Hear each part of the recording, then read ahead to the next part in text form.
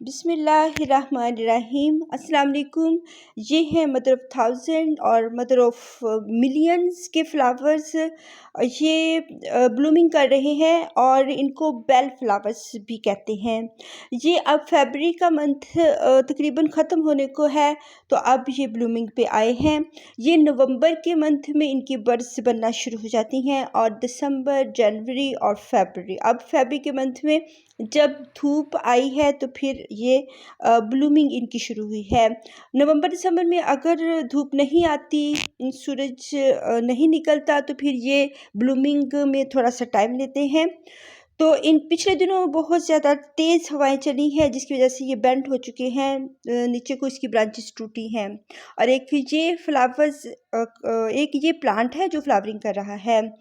तो ये बहुत सारे प्लांट्स, ये मदर ऑफ़ थाउजेंड है, तो ये अपने बहुत सारे बेबीज़ खुद ही बहुत सारे प्लांट्स में पॉट पे फेंक देते हैं और वहीं से ये अपना प्लांट बनाकर तो वो फिर ब्लूमिंग करते हैं। और ये ब्लूमिंग एक ही साल में नहीं होती है, एक साल में थोड़े से यंग होते हैं ये प्लांट्स और दूसरे ईयर्स ये ब्लूमिंग करते हैं और फिर हर साल ही इनकी ब्लूमिंग होती है।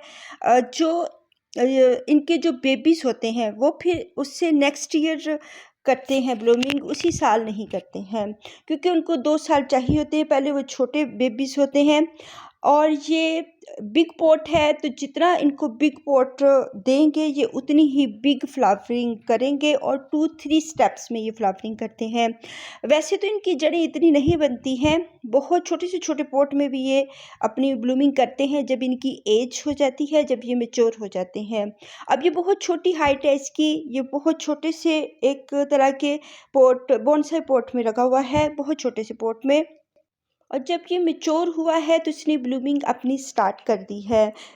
या इसकी हाइट बढ़ती है या नहीं बढ़ती है, लेकिन जब इनकी एज हो जाती है तो फिर ये ब्लूमिंग पे आ जाते हैं। छोटे पॉट में इनकी हाइट छोटी रहती है और बिग पॉट में इनकी हाइट बहुत ऊपर तक चली जाती है, लेकिन इनकी जड़ें इतनी नहीं होती। अगर हम थोड़ा सा स्टिक को हल्का सा इसको हिलाएंगे तो इसकी जड़ें बाहर आ जाएंगी। बहुत छोटी सी माइनर सी इनकी जड़ें होती हैं और ये हर पॉट में ही तकरीबन अपनी जगह बना लेते हैं, क्योंकि जो मदर ऑफ़ थाउजेंड या मदर ऑफ़ मिलियन, इसका नेम ही यही है। अपने बहुत सारे जो होते हैं बेबीज़, उन ये जो लीव्स हैं इन पे बेबीज़ बनते हैं। अभी नहीं है, क्योंकि इन्होंने अपने लीव्स जो अपने बेबीज़ हैं वो पॉट में गिरा दिए हुए हैं, बहुत सारे पॉट्स में गिरा दिए हुए हैं, तो इसलिए ये नीचे देखिए ये सारे ही इसके बेबीज़ हैं। अब जब ये स्टिक ऊपर की तरफ लॉन्ग होती है तो फिर ये ब्लूमिंग करती है। जब ये छोटी होती हैं, शॉर्ट्स होती हैं, तब ये बेबीज़ बना रही होती हैं और फिर जब इन्होंने ब्लूमिंग करनी होती है अपने सारे ड्रॉप करके बेबीज़, तो ये ऊपर बहुत ऊपर हाइट को चली जाती हैं और वहाँ पे ये बेल फ्लावर्स आते हैं। तो इनको बहुत ज़्यादा खाद की भी ज़रूरत नहीं होती, क्योंकि जिस पॉट में भी ये अपने बेबीज़ गिराते हैं उसकी मिट्टी हमने अच्छी सी बनाई हुई होती है, उसकी सॉइल, और वहीं से वो थोड़ी सी नीड लेकर उस अपनी खुराक पूरी करके तो ब्लूमिंग करते हैं। और ये जगह जगह पे अपने बेबीज़ फेंक देते हैं।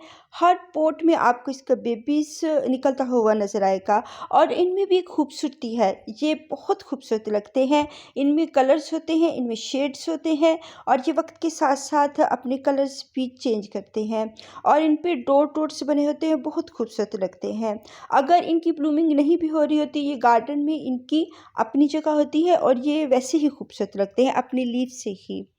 तो हर जगह पे जहाँ-जहाँ ये मैच्योर हो चुके हैं, तकरीबन 2 इयर्स में ये मैच्योर हो जाते हैं, 1 ईयर में फ्लावरिंग नहीं करते हैं। तो इनकी जो रिक्वायरमेंट धूप की होती है, क्योंकि ये धूप वाले एरिया में रहते हैं, इनको धूप बहुत पसंद होती है और इनके बहुत भरे-भरे से फ्लावर्स होते हैं, गुच्छों में होते हैं, बंचेस में होते हैं, तो इनके बहुत खूबसूरत लगते हैं और 2-3 स्टेप्स में ये ब्लूमिंग करते हैं। तो बहुत एक शॉवर की तरह लगते हैं और गार्डन को खूबसूरत बनाते हैं। और जब इनकी बड्स बनती हैं तब हम इनको लिक्विड फर्टिलाइज़र दे देते हैं। अगर ये दूसरे पॉट में लगे हुए हैं जहाँ पे ऑलरेडी एक प्लांट है, तो फिर जब हम उसको देते हैं जो लिक्विड फर्टिलाइज़र या सॉलिड फर्टिलाइज़र, वो इसको इसकी नीड भी पूरी कर देते हैं। अगर हमने इसको अलहदा पॉट में लगाया हुआ है तो फिर वहाँ हम इसको लिक्विड फर्टिलाइज़र भी देंगे और सॉलिड फर्टिलाइज़र की अच्छी सी सॉइल बनाकर इसको देंगे। और वो वाला पॉट चूज़ करेंगे जहाँ पानी खड़ा ना होता हो, क्योंकि किसी भी प्लांट को ख़ास तौर पे जो सक्यूलेंट्स होते हैं उनको बिल्कुल भी पानी रुका हुआ पसंद नहीं होता। ये ड्रॉट टॉलरेंट होते हैं और इनकी नीड पानी की बहुत कम होती है, और जितना ज़्यादा इनको पानी देंगे, खादें देंगे, ये उसको पसंद नहीं करेंगे।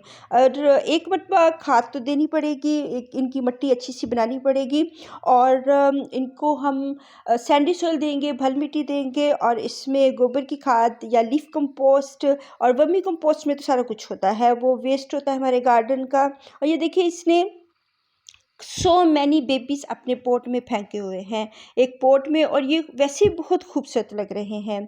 एक जगह पे लगे हुए बहुत सारे बेबीज़ वैसे ही बहुत खूबसूरत लगते हैं, एक पॉट भरा भरा सा। और जब पूरे गार्डन में फ्लावरिंग बहुत कम हो जाती है तब ये ज़्यादा फ्लावरिंग करते हैं, और हमारे गार्डन को जहाँ जहाँ हमारी नज़र जाती है इसकी फ्लावरिंग हमें देखने को मिलती है।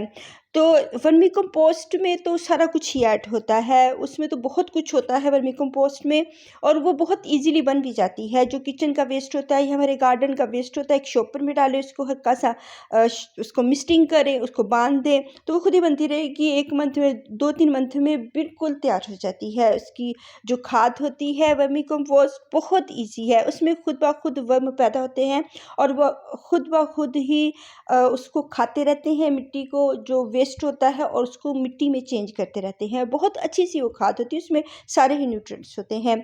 अब ये शेडी एरिया में मैंने लगाए हुए हैं, मैंने तो नहीं लगाए, ये खुद ब खुद अपने बेबीज़ फेंक देते हैं। जहाँ भी ये होते हैं तो वहाँ ये ब्लूमिंग नहीं कर रहे।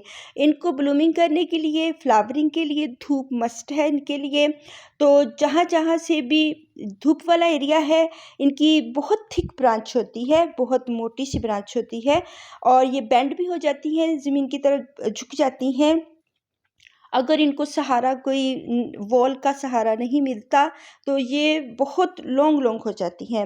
और इसकी जो ब्रांच है ये मैंने निकाल दी है, क्योंकि इसकी फ्लावरिंग होती है धूप पे, तो शेडी एरिया में ये ब्लूमिंग करने की कोशिश कर रहा है। इसने 2-3 मंथ और ले लेने हैं, लेकिन मुझे गार्डन के बहुत सारे काम करने हैं, फ़ेब्रुअरी का मंथ है, तो मैंने इसकी ये ब्लूमिंग हटा दी है। वैसे भी जब ये फ्लावरिंग कर लेता है तो इसकी जो स्टिक होती है, ये फ्लावरिंग स्टॉक हम निकाल के फेंक देते हैं। ये जब ब्लूमिंग करता है तो ये डाई हो जाता है, इसका काम ख़त्म हो जाता है।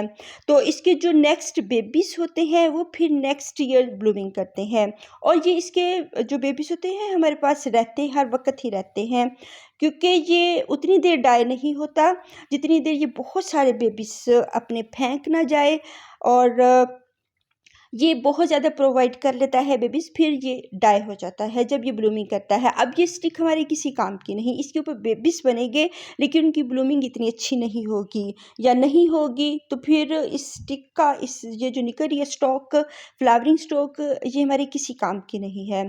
तो अगले साल हमें इसकी फ्लावरिंग देखने को नहीं मिलेगी। ये बस ज़िंदगी में, अपनी लाइफ में एक मरतबा ही ब्लूमिंग करते हैं और फिर डाई हो जाते हैं। तो हम इनको निकाल के फेंक देते हैं। सो ईजी इनको निकालना होता है, कोई गहरी इनकी रूट्स बिल्कुल भी नहीं होती, तो निकाल के फेंक देते हैं हम, और फिर जब इनकी ब्लूमिंग ख़त्म हो जाएगी हम इसको वेस्ट कर देंगे। अल्लाह हाफिज़।